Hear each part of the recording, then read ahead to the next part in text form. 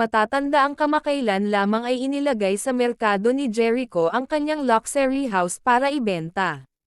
Maraming interesado ang nagtanong tungkol sa bahay, ngunit magpahanggang ngayon ay hindi pa rin ito nabebenta.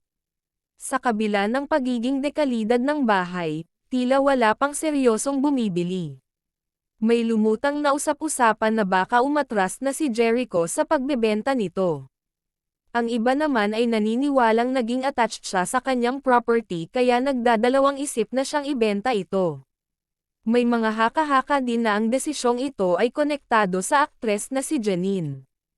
Ayon sa ilang tsismis, baka may espesyal na dahilan si Jericho tungkol sa bahay na ito. O baka naman daw nais niyang dito makasama si Janine.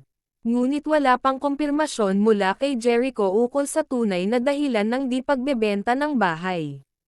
Marami pa rin ang nag-aabang kung muling ibabalik sa merkado ang luxury house. Samantala, nananatiling palaisipan ang totoong intensyon ni Jericho tungkol sa kanyang property.